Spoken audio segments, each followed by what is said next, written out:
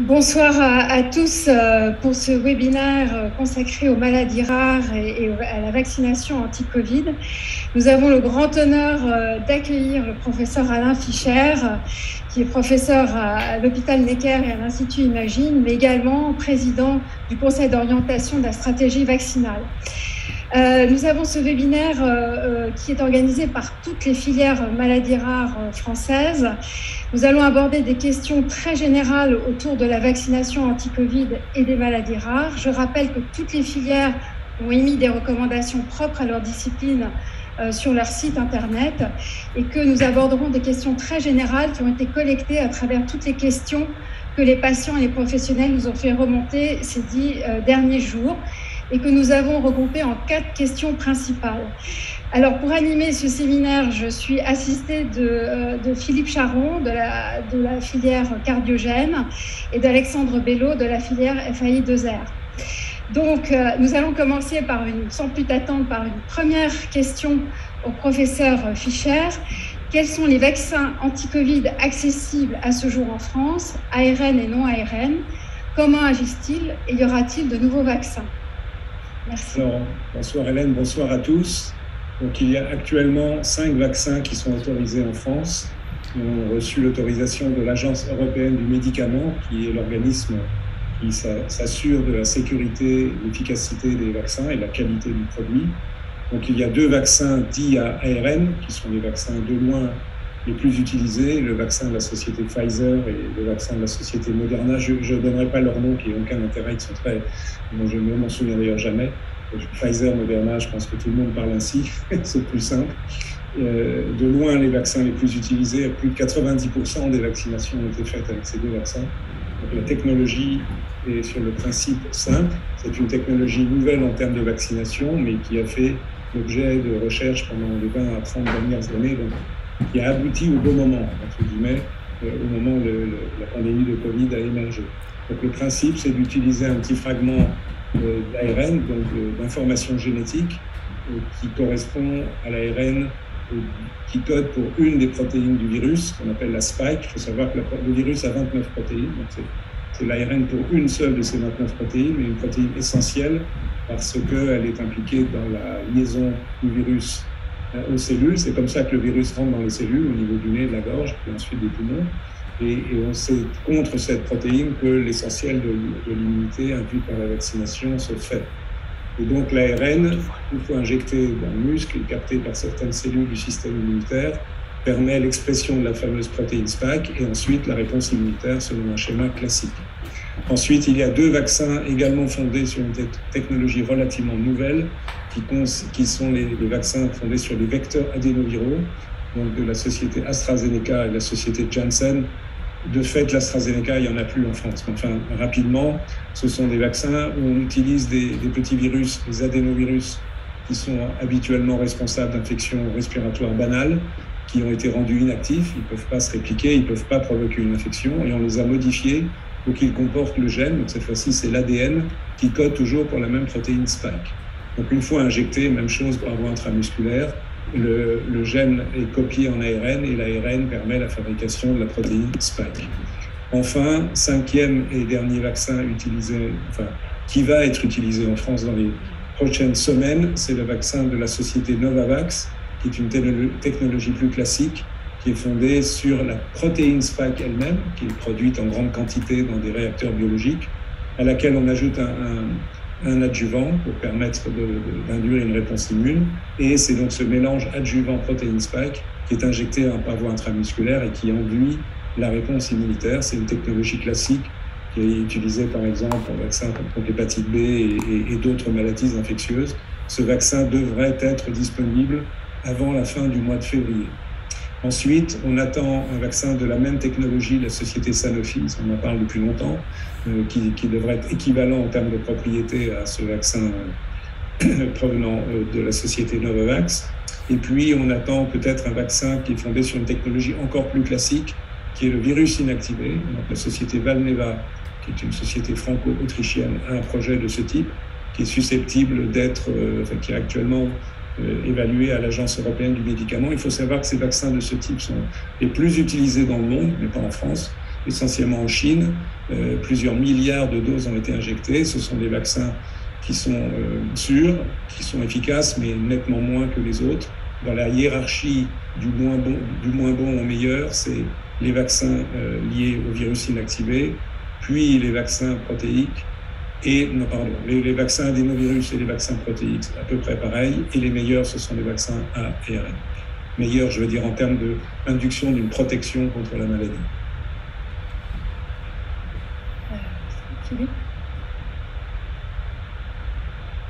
Philippe, le micro. C'est mieux avec le micro, effectivement. Donc, j'enchaîne avec des questions sur une autre thématique qu'on a regroupée, qui sont en fait liées à la question de qui vacciner chez les patients qui ont des maladies rares, donc en particulier.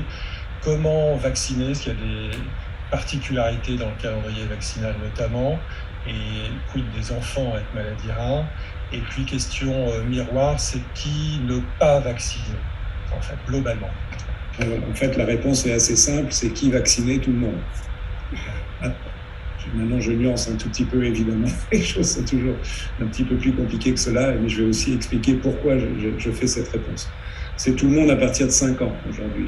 Les vaccins ont été validés d'abord, évidemment, pour les adultes au-delà de 18 ans, puis chez les adolescents et plus récemment, ça fait maintenant quand même quelques mois, pour les enfants de 5 à 11 ans, en sachant qu'il y a des études cliniques en cours et des résultats d'ailleurs qui sont en train d'aboutir pour envisager la vaccination des enfants âgés de moins de 5 ans. Je fais une parenthèse pour indiquer que Pfizer a développé un tel vaccin qui est en cours d'examen par la FDA aux États-Unis. Alors pourquoi vacciner tout le monde? Pour l'instant, je ne discute pas encore des patients à risque avec tel ou tel type de maladie. Parce que les vaccins sont sûrs, extrêmement sûrs. On a une expérience fondée donc, sur des centaines de millions, des milliards d'injections, on va dire, depuis 1 an. Expérience qui n'a jamais été réunie pour aucun vaccin dans le passé. Et que la vaccination donc, est sûre. On pourra revenir, si vous le souhaitez, sur les effets indésirables qui sont absolument exceptionnels et dans l'immense majorité des cas bénins. Et efficaces. Ils sont surtout efficaces, et c'est le plus important, pour protéger contre les formes graves de la maladie, c'est-à-dire le fait de se retrouver à l'hôpital, au pire en réanimation, voire de décéder. Et c'est le niveau de protection, et si on est complètement vacciné, avec un rappel aujourd'hui pour les adultes en tous les cas, qui atteint 90 à 95% de protection. C'est un très très bon niveau. Donc ça, c'est le cadre général. Ensuite, pour les patients atteints de tel ou tel type de maladie rare, évidemment, il y a des situations très diverses, mais de façon variable, ces patients, adultes ou enfants, sont plus à risque de Covid sévère que les personnes en bonne santé. Évidemment, il faudrait nuancer parce que c'est très variable de type de pathologie à type de pathologie, mais on peut quand même retenir que globalement, pour prendre un exemple, les patients qui ont des fonctions rénales extrêmement perturbées, donc on a telle ou telle maladie génétique ou autre maladie immunologique par exemple, sont en insuffisance rénale terminale ou proche, ont des capacités de réponse immunitaire qui sont affaiblies et ils sont extrêmement fragiles. Donc ils ont besoin d'être vaccinés, éventuellement même plus vaccinés que la population générale. Par plus vaccinés, je veux dire qu'on est amené à faire plus de doses, plus répétées pour essayer d'obtenir une protection satisfaisante. Donc en gros, il y a une indication pour tout le monde, en tous les cas au-delà de 5 ans aujourd'hui.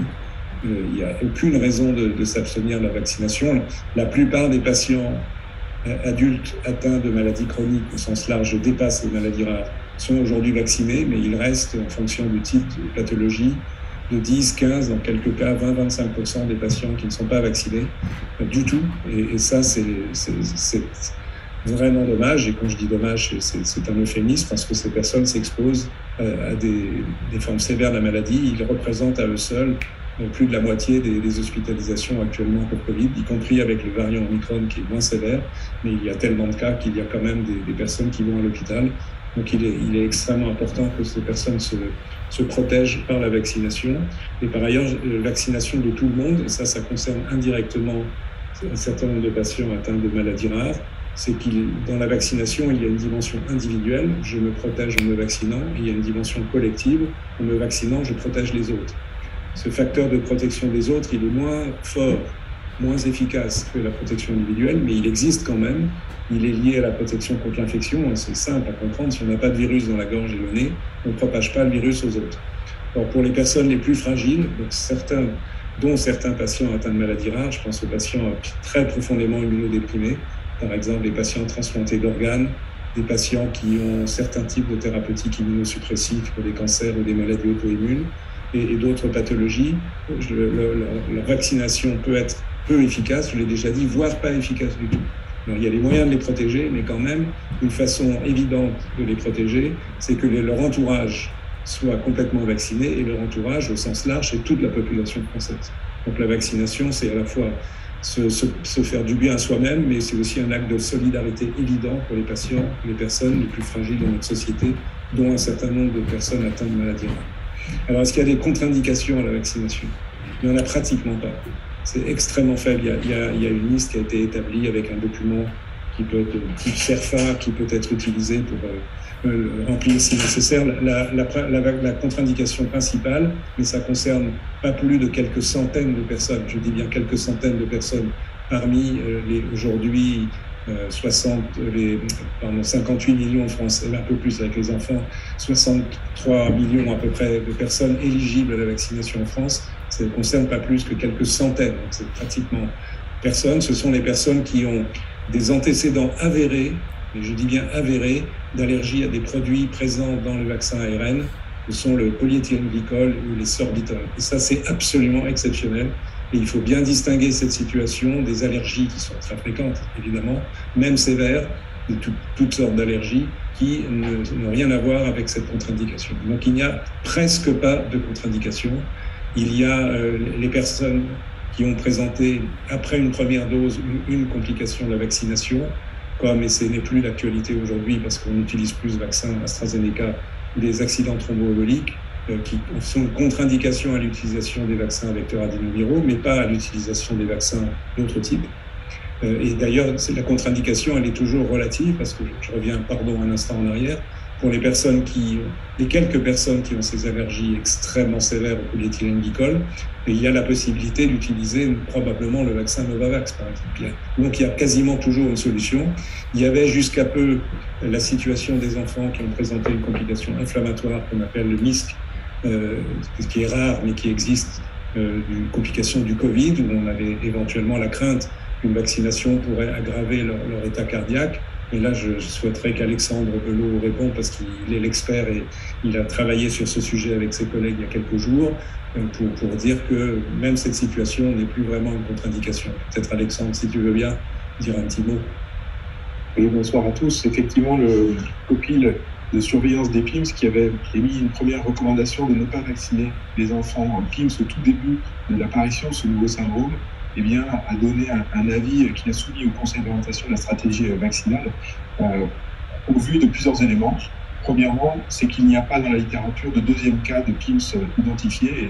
Il est certain que les enfants qui ont été diagnostiqués au tout début de ce syndrome inflammatoire multisystémique ont été exposés à nouveau au virus. C'est certain, sur les maintenant quasiment 1000 cas décrits depuis le tout début, qui continuent à être surveillés avec Santé publique France, eh bien, ces enfants, certains d'entre eux ont été réexposés. On sait qu'ils peuvent refaire un Covid-19 qui est plutôt un syndrome grippal, mais on n'a pas eu de deuxième PIMS. Deuxième élément, c'est que l'étude des pratiques dans différents pays était rassurante parce que aux États-Unis, en Israël, en Turquie, certains hôpitaux, centres et pays ont vacciné les enfants PIMS. Il n'y a pas eu de complications. Donc on sait que les enfants peuvent se réinfecter. On est réassuré sur les différentes données internationales.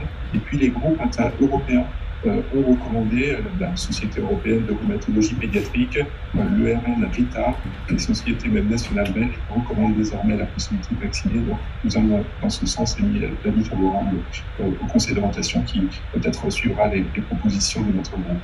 Oui, j'ajoute que nous avons suivi ces recommandations qui viennent d'être transmises au ministère de la Santé, donc qui devraient se traduire dans ce qui est le document qu'on appelle les DGS urgents, un très joli document comme nom, mais qui permet de donner l'information à l'ensemble du corps médical.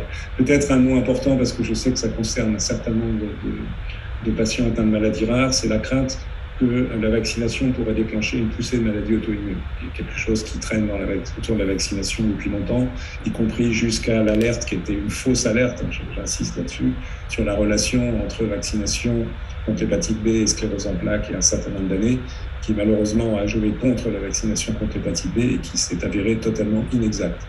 Il n'y a pas plus aujourd'hui, encore une fois fondé sur une expérience mondiale qui est considérable, il n'y a pas d'évidence que la vaccination contre le Covid déclenche des poussées de maladies auto-immunes, que ce soit, je ne vais pas énumérer toutes les maladies auto-immunes, mais de la sclérose en plaques au lupus, à la sclérodermie, aux anémies hémolytiques, bref, au purpura thrombopénique. Il n'y a aucune évidence de ce type. Donc je pense que les personnes concernées, qu'elles soient adultes ou enfants, évidemment c'est plus d'adultes que d'enfants, mais ça concerne aussi des enfants, peuvent être absolument rassurées. Et alors que ces situations de maladies auto-immunes qui requièrent des traitements immunosuppresseurs sont des situations plutôt à risque. Alors, en règle, pas à risque très élevé, sauf ceux qui ont eu des traitements très forts, comme par exemple le rituximab, l'anticorps anti-CD20. Mais globalement, ce sont des populations de patients qui sont plus à risque de Covid sévère. Donc, d'un côté, il n'y a pas de contre-indication, et de l'autre, il y a une indication formelle à la vaccination, et ce, à tous les âges, aujourd'hui entre 5 ans et sans limite d'âge, évidemment, pour les personnes âgées. Je pourrais encore ajouter, mais je ne vais pas être trop long, parce que je sais qu'il y a eu des questions pour les patients atteints de maladies neuromusculaires, myopathie primitive ou des myasthénies, etc., des pathologies musculaires, ou est-ce que le fait d'injecter un vaccin dans le muscle peut être un problème? Aujourd'hui, on a assez d'expérience pour dire que la réponse est heureusement non. Et donc ces patients qui sont fragiles, notamment ceux qui ont une atteinte musculaire qui limite la fonction respiratoire, donc qui sont à risque de forme sévère de Covid, peuvent, et je dirais doivent se vacciner. À nouveau, quel que soit l'âge. Merci. Alors, il y avait peut-être aussi un commentaire par rapport à la filière cardiogène et aux cardiomyopathies. Peut-être Philippe Charron veut faire un commentaire à ce sujet avant qu'on enchaîne sur la prochaine question. Oui, effectivement, il y a des questions sur les maladies cardiaques plus précisément. Alors, en première approche, je vais paraphraser un peu Alain Fischer en disant que globalement, les patients qui ont une maladie cardiaque et qui soit rare, héréditaire, chronique, ne constituent pas du tout des contre-indications, bien au contraire, étant donné que ces maladies cardiaques chroniques constituent des surrisques de complications à l'occasion d'une infection Covid. Il y a un intérêt clair au vaccin pour ces patients. Donc là aussi, on peut rassurer les patients qui ont des cardiomyopathies, qui ont des cardiopathies congénitales. Ça a été demandé également dans les questions qui sont revenues. Les troubles du rythme comme le syndrome de Brugada. Donc tout ça constitue au contraire des raisons de plus, je dirais, de préconiser le vaccin dans cette population. Concernant les contre-indications, un tout petit mot supplémentaire, concernant le cas particulier des myocardites, qui est quelque chose qui a beaucoup été relayé dans les médias et qui figure dans les contre-indications dans la mesure où ce sont, je le rappelle, des myocardites qui ont été induites soit par le vaccin une première fois, soit à l'occasion d'une infection Covid. Et donc là, on recommande de ne pas renouveler de vaccin dans ce cas-là. Avec deux nuances qui ont été bien précisées dans le document spécifique de la filière cardiogène, c'est qu'il faut bien s'assurer du diagnostic de myocardite, avec beaucoup de diagnostics par excès qui sont faits globalement, donc bien s'assurer des critères qui sont réunis. Et puis deuxième élément, c'est que la plupart des myocardites qui sont communément rencontrés chez les patients, notamment chez les patients jeunes, qui ne sont pas en relation avec l'infection Covid ou le vaccin, il n'y a pas de contre-indication de fond au vaccin en cas d'antécédent de myocardite qui ne soit pas lié au vaccin ou à l'infection Covid, simplement attendre une période de résolution des signes cliniques pour lancer le schéma vaccinal chez ces patients. Donc voilà, là aussi, message plutôt de réassurance, là aussi, pour les patients. Merci beaucoup Philippe. Alors on va continuer avec le professeur Alain Fischer. Vous lui posez la question de quel est l'impact de Omicron et aussi quel est l'impact sur le nombre de doses vaccinales. Comment voir le futur? Alors Omicron est le dernier variant qui est émergé dans l'histoire encore courte mais déjà riche de SARS-CoV-2. Il faut savoir que c'est un virus à ARN. L'ARN, à chaque fois qu'il est recopié, il mute.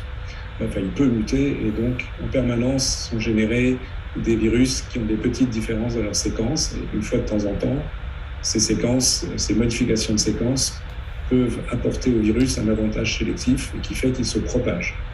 L'avantage sélectif principal, et c'est ce qui se passe pour Omicron, c'est d'être relativement, j'insiste, résistant à la réponse immunitaire telle qu'elle a été induite soit par une infection antérieure par un autre variant, Delta, Alpha, etc., soit par la vaccination, mais je vais revenir sur ce point. Mais c'est comme ça que ce virus, ce variant s'est sélectionné, probablement progressivement chez quelqu'un en Afrique du Sud. Ce variant Omicron est très différent des variants précédents. Il a lui-même un sous-variant qu'on appelle BA2, pas très très différent, mais qui est probablement un tout petit peu plus contagieux et qui participe de la vague actuelle. Donc c'est un virus extrêmement transmissible, on estime à peu près avec un facteur de 80% supérieur à Delta. Et il a aussi quelques caractéristiques qui facilitent l'infection, mais essentiellement au niveau immunitaire de la gorge et pas des poumons. Et ça, c'est une bonne nouvelle, parce que cela fait que ce virus est globalement responsable de moins de formes sévères. Mais malheureusement, il y en a quand même, je vais y revenir. Mais on estime qu'il est à peu près, c'est à équilibre l'un dans l'autre, 80% moins virulent, enfin ce sont des estimations, 80% moins virulent que le variant Delta, qui lui-même était le plus virulent avec le bêta, mais le bêta, on l'a pas beaucoup en France, parmi tous les virus à SARS-CoV-2. Donc, du fait de sa capacité de transmission extrêmement élevée, on a observé une vague que chacun connaît maintenant d'infection par l'Omicron dans le monde entier. C'est parti d'Afrique du Sud très très vite. Ça a disséminé en Grande-Bretagne puis dans le reste de l'Europe et qui a été en tête, mais aussi dans le monde entier. Et si bien qu'on est arrivé en France fin décembre et début janvier à des taux d'incidence dépassant 4% à peu près de la population. Chez les enfants, c'est monté jusqu'à 5-6% en fonction des classes d'âge, donc c'est absolument considérable. Mais heureusement, donc avec des conséquences limitées. Mais limitées, c'est loin d'être nul.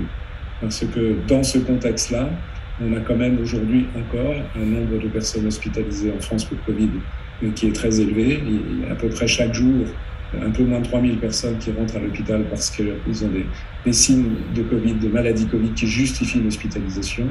Il y en a à peu près 300 qui vont en réanimation et il y en a à peu près 300 qui meurent.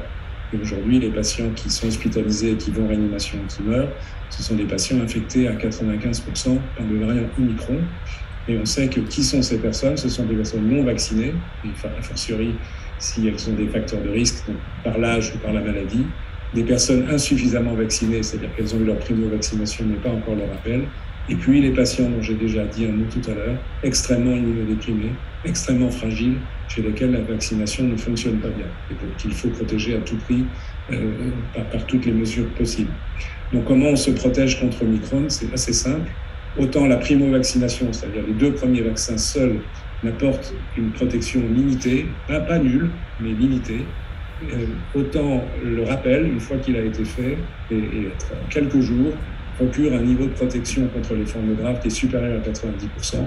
Le niveau de protection contre l'infection est le plus faible, et puis on sait qu'il s'affaiblit plus vite, mais ce qui est évidemment quand même le plus important, c'est la protection contre les formes graves qui est très très très bonne, et quand on regarde les statistiques encore une fois, qui est hospitalisé en France ou à l'étranger d'ailleurs, aujourd'hui dans le contexte d'Omicron, je ne vais pas me répéter, mais ce sont des personnes qui ne bénéficient pas de la protection intégrale contre le virus par une vaccination complète, et ce qui est d'autant plus important que les personnes sont fragiles, sont atteintes des diverses maladies dont on parle. Donc voilà la situation d'Omicron qui un faux ami, je dis un faux ami parce qu'on pourrait dire il est moins grave, donc bon, c'est banal. Mais sauf que c'est pas banal parce qu'il y a quand même tous ces gens qui continuent à aller à l'hôpital, qui continuent malheureusement à décéder, 300 personnes par jour en France, c'est quand même beaucoup. Ce sont surtout des personnes âgées, mais pas exclusivement. Il y a quand même une fraction non négligeable de personnes hospitalisées et en réanimation qui ont par exemple moins de 50 ou 60 ans. Pour les hospitalisations, on va être à peu près à 20-25%, en réanimation aussi. Et donc ce sont aussi des personnes plus jeunes, mais évidemment souvent des personnes fragiles de par leur maladie. Donc voilà ce qu'on peut dire sur l'Omicron et le fait, et je prends en conclusion de cette petite intervention, que la vaccination protège bien contre les formes graves déclenchées par ce virus, et à tous les âges de la vie. Merci beaucoup, professeur Fischer. Une question supplémentaire, dans nos filières, nous avons certains sujets atteints de maladies rares qui sont plus vulnérables en raison de l'immunité par les traitements ou par la maladie qui est plus faible. Et chez ces patients, eh bien, combien les nouveaux traitements peuvent-ils optimiser, modifier, améliorer la prévention et le traitement? C'est une question très importante. On estime qu'il y a à peu près en France, ça dépend exactement comment on compte, disons 250 à 300 000 personnes dans cette situation. Donc, qui sont par exemple les patients transplantés d'organes, les patients qui ont reçu une greffe de moelle osseuse récemment, les patients, je l'ai déjà évoqué tout à l'heure, en insuffisance rénale terminale et qui sont dialysés, certains types de cancers, de lymphome avec certains types de thérapeutiques, je ne vais pas dans les détails là, ou certaines thérapeutiques pour des maladies auto-immunes, mais aussi par exemple les patients atteints de trisomie 21, qui sont très fragiles à l'égard du Covid. Ma liste n'est pas exhaustive, pardon, je ne veux pas être rébarbatif, mais ces listes sont connues. Donc ces patients sont à très très haut risque de Covid sévère avec des niveaux de mortalité malheureusement très élevés. Donc comment peut-on les protéger? On peut essayer de les vacciner, une fraction d'entre eux répondent. Parfois, cela nécessite de faire plus de doses, je l'ai déjà évoqué, une 3e dose, voire une 4e dose de primo-vaccination, et ensuite des rappels tous les 3 mois, en surveillant, et pour eux c'est important, mais que pour eux, le titre d'anticorps, il faut que le titre d'anticorps soit à un certain niveau. S'il ne l'est pas, il faut changer de stratégie, soit éventuellement refaire un vaccin, enfin, il y a un algorithme très précis là-dessus, soit envisager une alternative dont je vais dire un mot dans un instant. Mais avant de parler de cela, je voudrais réitérer l'importance pour ces personnes qui vraiment nécessitent toute notre solidarité sur tous les plans possibles dans la société, et malheureusement certains oublient, c'est qu'il faut absolument que toute la population vaccine. Évidemment, leur entourage immédiat, leur famille doivent être vaccinés de façon optimale, quel que soit l'âge, mais aussi leur entourage au sens large. Ces gens ont le droit d'aller faire des courses, ont le droit d'aller rencontrer d'autres gens, donc il faut, pardon d'insister, essayer de convaincre l'ensemble de nos concitoyens de se vacciner pour les protéger. Alors il reste les interventions directes que l'on peut faire auprès d'eux pour essayer de les protéger. Il y a les anticorps monoclonaux, donc qui sont des anticorps qui initialement proviennent d'individus qui ont été infectés par le Covid et qui ont fabriqué des anticorps très puissants pour neutraliser le virus. Donc, plusieurs sociétés ont produit de tels anticorps qui sont intéressants soit en thérapeutique immédiate, c'est-à-dire immédiatement après avoir été infectés, soit en prophylaxie, et c'est ça qui est le plus intéressant évidemment pour ces personnes. Alors la difficulté, c'est que parmi tous les anticorps monoclonaux qui ont été produits, il y en a peu qui soient efficaces sur l'Omicron. Et aujourd'hui, évidemment, c'est l'Omicron qu'il faut combattre. Donc il y en a un qui est autorisé en prophylaxie, qui s'appelle le Evusheld, qui est une combinaison de 2 anticorps, qui est intéressant parce qu'il peut être administré en fait une fois tous les 6 mois, donc on n'a pas par voie intramusculaire.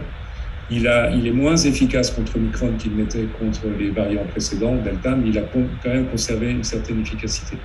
Il y a une petite mesure de précaution à prendre, je me tourne vers Philippe Charot qui pourra commenter s'il le souhaite, c'est qu'il a été signalé des problèmes cardiaques éventuellement avec l'utilisation de cet anticorps, donc il y a nécessité d'avoir une évaluation cardiaque pour s'assurer qu'il n'y ait pas de contre-indication. Il y a un anticorps qui est en développement par la société GSK, qui s'appelle le Sotrovimab, pardon du nom terrible, ou Xéjudy, qui est son nom commercial, qui est autorisé, n'est pas encore autorisé en prophylaxie. J'espère qu'il le sera rapidement, mais il manque les études cliniques pour cela, parce que c'est l'anticorps le plus efficace contre le variant Omicron. Et aujourd'hui, il est autorisé pour quelqu'un à risque, donc typiquement cette population, qui a été en contact et qui est positif. Mais pour que cet anticorps soit efficace, il faut l'administrer très vite. Il ne faut pas attendre plusieurs jours parce qu'après, c'est trop tard. Donc ça, c'est une arme thérapeutique qui est enfin 2 armes thérapeutiques, prévention et thérapeutique immédiate en cas d'infection, ou on pourrait même dire d'exposition. Et il faut absolument que les patients soient informés de cela, maintenant beaucoup le sont, et que les médecins, évidemment, le soient aussi et réagissent très très rapidement lorsque nécessaire pour qu'ils puissent bénéficier de ces traitements. Et enfin, depuis cette semaine, si je ne me trompe pas, est apparu dans un médicament, le Paxlovid, qui peut être administré aussi en prévention d'une forme grave une fois que quelqu'un est infecté. Il faut faire vite, on n'a pas beaucoup de temps, il faut que ça soit dans les tout premiers jours suivant la détection de l'infection, et on peut, en l'administrant pendant 5 jours, ce sont une prise le matin et le soir, pendant 3 fois par jour pendant 5 jours, on sait que ce médicament permet de réduire de 80-90% le risque d'infection grave. Il est extrêmement intéressant et évidemment, il est particulièrement important pour les personnes fragiles et particulièrement ceux dont on parle à la seconde. Il faut juste savoir, et là il faut que les médecins soient attentifs, qu'il interagit avec beaucoup de molécules d'autres médicaments et donc il y a des précautions, je ne vais pas rentrer dans les détails ici, mais des précautions d'emploi à prendre qu'il ne faut surtout pas négliger pour éviter des effets indésirables. Et le dernier point concernant ce médicament, il ne peut pas remplacer la vaccination. C'est très important d'avoir cela en tête, parce qu'il peut avoir des effets indésirables, je viens d'en parler, même s'il n'y a pas d'autres prises de médicaments. Et surtout, c'est que si des personnes commençaient à le prendre plus que 5 jours, on risque de voir émerger très très vite des virus résistants à ce médicament et donc le médicament perd son efficacité. On peut par ailleurs espérer que dans les semaines, plutôt les mois qui viennent, de nouvelles molécules apparaissent et renforcent cet arsenal thérapeutique contre le virus. Et je me permets un dernier mot, parfois il faut le rappeler, que malheureusement, contrairement à beaucoup d'affirmations non scientifiquement fondées qu'on a entendues depuis le début de l'épidémie, il n'y a pas d'autres médicaments efficaces. Je me permets de rappeler que ni l'hydroxychloroquine, ni l'ivermectine, ni les vitamines, ni d'autres substances, donc on a pu entendre parler de ci, de là, et malheureusement y compris par certains médecins, n'ont la moindre efficacité, et ce, à aucun stade de la maladie, ni en prévention, ni en pré-exposition, ni lorsque la maladie s'est déclarée, etc., etc. Il n'y a pas d'autres thérapeutiques disponibles, mais c'est bien qu'on en ait une, le Paxlovid maintenant, c'est un consensus mondial et qui est le fait de la communauté scientifique. Voilà. Merci beaucoup pour ces commentaires et réponses, je pense, qui ont rassuré la communauté des maladies rares. J'ajoute que donc, la filière fait 2 heures qui a été beaucoup sollicitée par ces patients, eh bien, a établi des petites fiches de recommandations, enfants et adultes, qui reprennent les éléments actuels des protections complémentaires, des données sur la vaccination, les doses supplémentaires qui sont accessibles pour toute la communauté maladies rares sur le site de la filière. Une information supplémentaire que j'aurais dû peut-être évoquer tout à l'heure lorsque la parole m'a été donnée pour les PIMS. Les PIMS, ce sont des syndromes inflammatoires multisystémiques, ce sont des formes sévères de l'enfance, sans doute la plus sévère, qui surviennent sur des terrains sans maladie particulière sous-jacente. Donc, dans un sens, c'est une maladie rare parce qu'elle est à hauteur de 1 sur 4000, 1 sur 10 000 selon les études, exposée au microbe. Mais cependant, c'est rare, ça survient chez des sujets qui n'ont pas d'antécédents, mais c'est une forme sévère. Et on a aussi l'information depuis assez récemment que la vaccination protège vis-à-vis de ces formes. Et donc c'est un motif supplémentaire pour les plus jeunes qu'il y a un intérêt à se vacciner vis-à-vis de cette forme sévère, qui existe aussi avec Omicron. C'était le dernier message que je voulais partager. Et je vais donner la parole à Hélène Fuss et la remercie beaucoup avec toute son équipe pour l'organisation de ce séminaire. Alors, merci à tout le monde. Je ne sais pas si Alain Fischer veut rajouter quelque chose. En tout cas, je crois que le message est vraiment clair par rapport à l'importance de la vaccination, surtout pour la communauté des maladies rares. 23 filières, c'est très hétérogène comme population de malades, mais c'est beaucoup de malades et il ne faut pas hésiter, si les malades ont des questions individuelles, bien sûr, à aller vers le médecin de leur centre de référence. Ça, c'est évident. En tout cas, moi, je voudrais vraiment remercier... Oui, Alain, encore un commentaire très important. Pardon. Non, au contraire. Je voudrais insister sur la vaccination des enfants. Oui. On sait qu'il y a dans la classe d'âge 5 à 11 ans environ 350 000 enfants fragiles. Alors, tous n'ont pas des maladies rares, il y a aussi des patients qui ont des maladies plus courantes, mais beaucoup de ces 350 000 enfants sont des patients qui ont des maladies rares, neuromusculaires, rénales, cardiaques, immunologiques, hématologiques, bref, toute une série d'épilepsies. L'épilepsie est une situation particulièrement à risque. On regarde les statistiques, je fais une parenthèse, mais on a obtenu de Grande-Bretagne récemment sur quels sont les rares enfants décédés du Covid. Il y a la proportion d'enfants épileptiques est assez importante. Donc j'insiste sur l'importance particulière de la vaccination pour les enfants épileptiques. Mais pour tous les enfants fragiles, la vaccination est absolument nécessaire. Je me permets d'insister, elle ne se déroule pas aujourd'hui en France au rythme auquel elle devrait se dérouler. Il y a relativement peu d'enfants encore vaccinés. C'est vrai aussi pour les enfants en bonne santé, ce qui est aussi important que les enfants en bonne santé se vaccinent, ne serait-ce que pour se protéger des PIMS dont Alexandre Boulot vient de rappeler l'importance et qui peuvent toucher n'importe quel enfant, surtout dans la classe d'âge 5-11 ans d'ailleurs. Mais c'est encore plus vrai, si je puis dire, pour les enfants fragiles, pour toute une série de pathologies. On sait que le vaccin de l'enfant est particulièrement sûr. Les effets indésirables tels qu'ils ont pu être observés déjà rarement sous forme de myocardite chez les jeunes adultes sont quasi inexistants. C'est moins de 1 pour 500 000 chez les enfants. On le sait que ces vaccins sont efficaces. Alexandre Belot a rappelé qu'ils protégeaient contre le PIMS.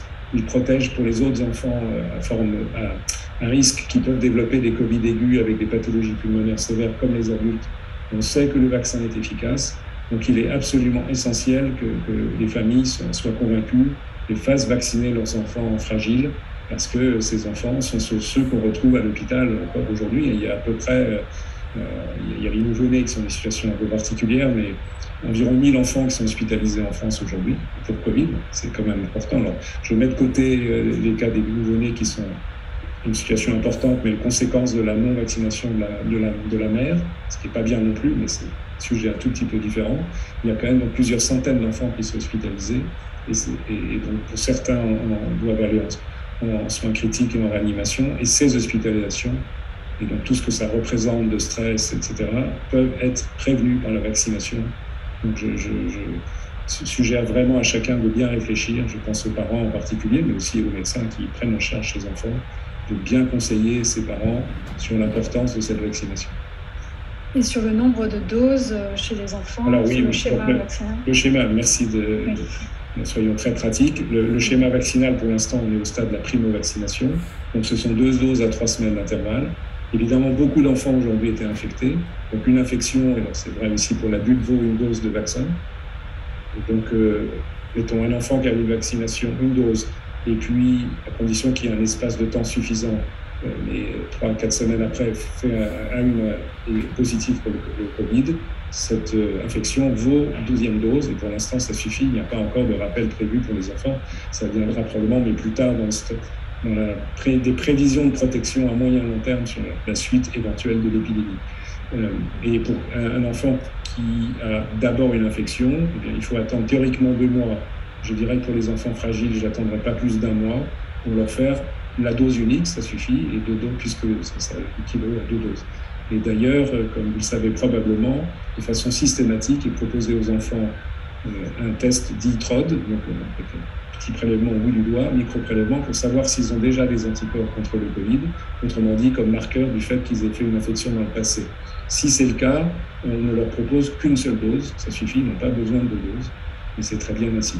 Donc l'infection nous aide un peu d'une certaine façon, mais elle ne peut pas remplacer la vaccination des enfants. Il faut globalement donc arriver à ce qu'il y ait eu 2 événements stimulant le système immunitaire, soit par l'infection, soit par la vaccination. Et il y a une dose pédiatrique de vaccin qui est utilisée, qui correspond à 1/3 de la dose administrée aux adolescents ou aux adultes. Merci beaucoup, c'est très précis et je pense que ça va vraiment encourager toute notre population à se faire vacciner autour des maladies rares. C'est tellement important. Est-ce qu'il y a encore des commentaires que vous voulez rajouter dans les 2 dernières ou 3 dernières minutes qui nous restent? Peut-être on peut dire. Je pense qu'on aura certainement l'occasion de refaire peut-être dans 2-3 mois ou dans quelques mois un tel séminaire. Et je voudrais juste rajouter qu'il y avait plus de 1000 connexions à ce webinaire. Donc, je pense que j'espère que les messages sont passés. Je voudrais vraiment remercier le professeur Alain Fischer d'avoir pris le temps de répondre à nos questions, mes 2 co-animateurs Alexandre Belot et Philippe Charron, et puis tous les coordinateurs de filière et également les chargés de mission qui ont relayé l'information et qui ont collecté toutes les questions. Et s'il y a des questions vraiment individuelles, il ne faut pas hésiter à aller bien sûr vers son médecin de centre de référence, mais on a ici eu des recommandations générales qui étaient parfaitement claires. Donc vraiment, merci à tous et bonne soirée. Merci. Au revoir.